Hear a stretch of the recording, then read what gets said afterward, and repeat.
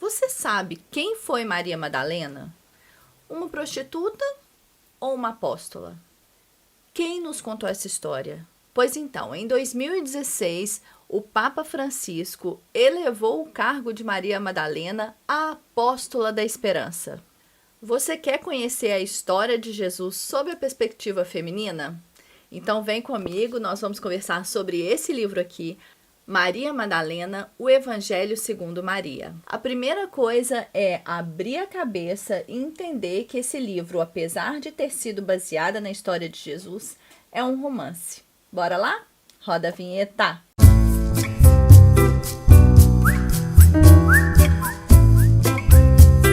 Olá, meus amores, sejam muito bem-vindos aqui no canal Livros da Bela. Eu sou a Bela e hoje nós vamos conversar um pouquinho sobre esse livro aqui, Maria Madalena, o Evangelho segundo Maria, um livro que vai contar a história de Jesus sob a perspectiva de duas Marias, duas das mulheres que Jesus mais amou, a Maria Mãe e a Maria Apóstola.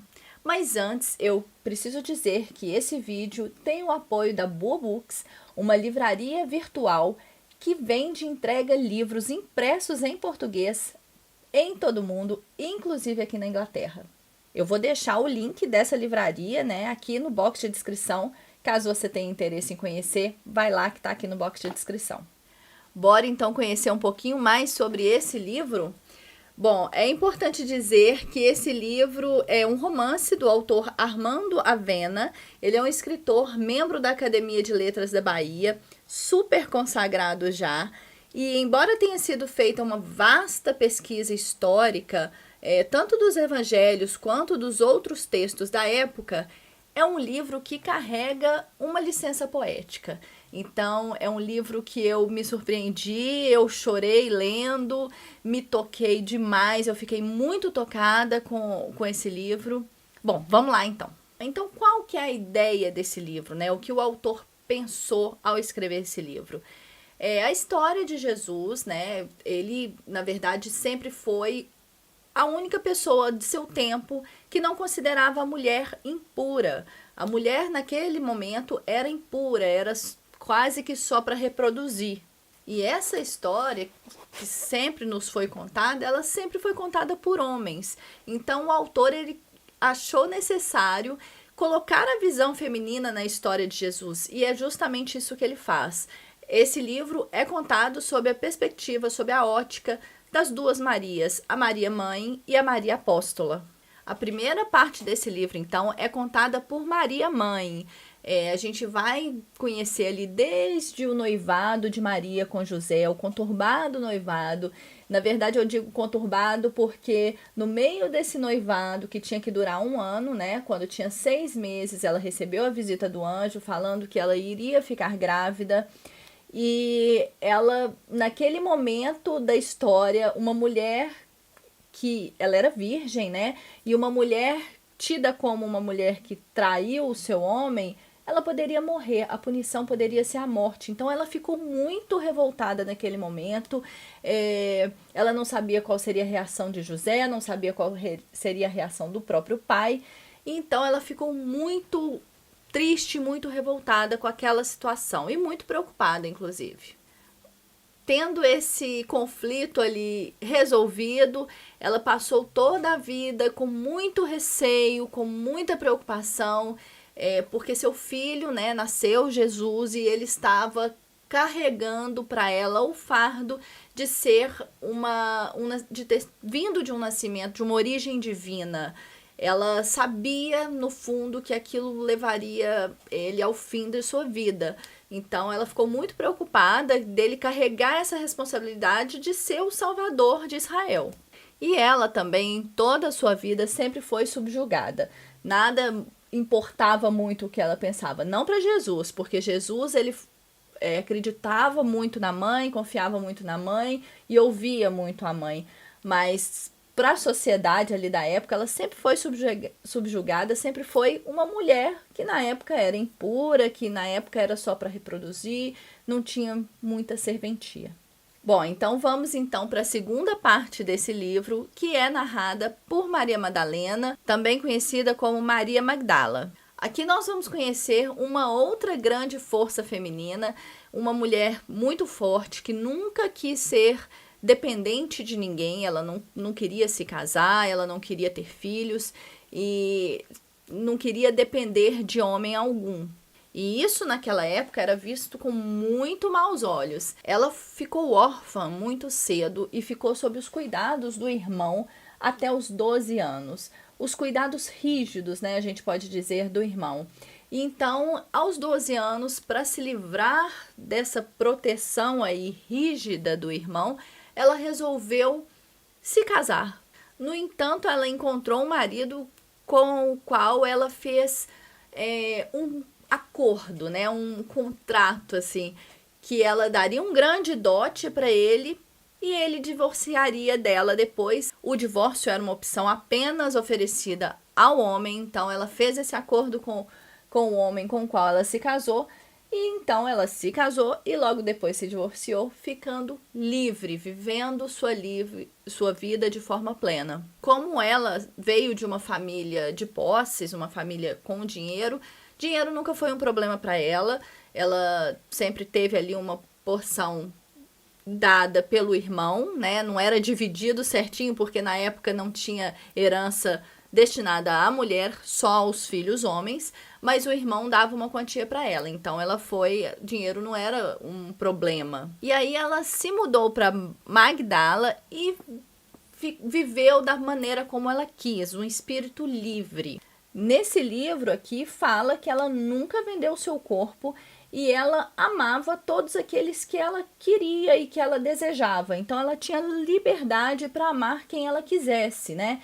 Isso é uma coisa muito natural, que na época, obviamente, era vista com maus olhos, mas é uma coisa muito natural e que ainda hoje a mulher luta ali para ter esse direito. Até o dia em que ela conheceu de fato Jesus, apesar daquele encontro ter proporcionado a Maria Madalena uma grande fúria, ela pôde perceber que aquele homem era o único homem da região e o único homem que ela conhecia que não odiava as mulheres. Aquela era a impressão que todas as mulheres tinham, né? Que os homens odiavam as mulheres. Ela descobriu então que Jesus, na verdade, enxergava as mulheres como iguais, né? Ele de fato enxergava a humanidade como um todo. Então foi ali que ela resolveu largar o seu conforto, a sua vida confortável, que era a maneira como ela vivia, para seguir Jesus. E assim ela se transformou em apóstola e a apóstola mais próxima de Jesus, que inclusive exercia grande influência nele, falando muito sobre a questão das mulheres, sobre como as mulheres viviam naquela sociedade, e isso foi uma bandeira de Jesus. E aqui eu gostaria de fazer um paralelo ao livro, né? Até o ano de 591 depois de Cristo, não existiam registros dizendo que Maria Madalena seria prostituta.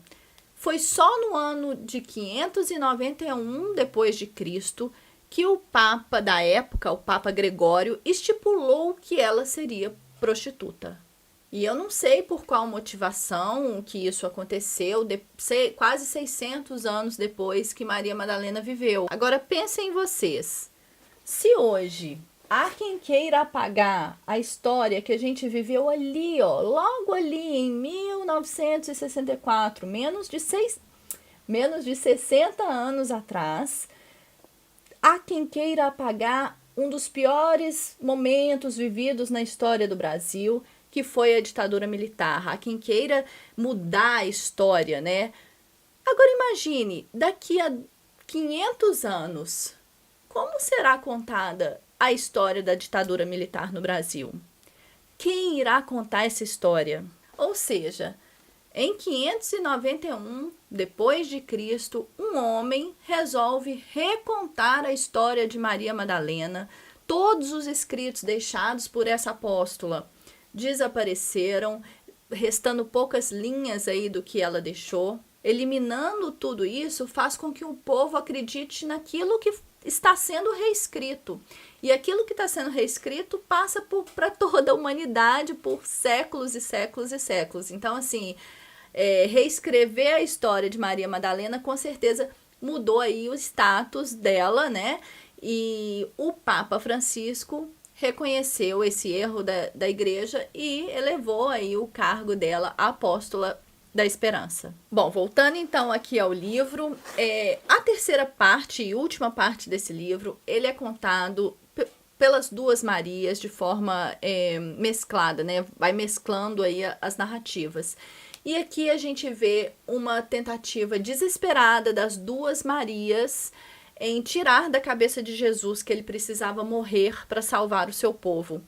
E essa parte da história é muito tocante, é muito comovente, muito dura de ser lida, inclusive. A gente conhece a história, né? Eu não vou prolongar nisso, mas eu gostaria de ressaltar o quanto foi importante a presença das duas Marias na vida de Jesus, o quanto isso o fortaleceu enquanto homem, enquanto um ser divino, e no final da vida dele, ele olhou ao redor e viu as mulheres que ele tanto defendeu, estavam todas ali apoiando, sentindo a dor dele, e no momento final da vida, que foi um momento muito dolorido para Jesus, inclusive, foi reconfortante para ele ver essas mulheres todas ali apoiando, né, e tentando de todas as maneiras impedi-lo de fazer isso, mas que no final era o que ele queria e era o que ele achava que tinha que fazer, apesar de,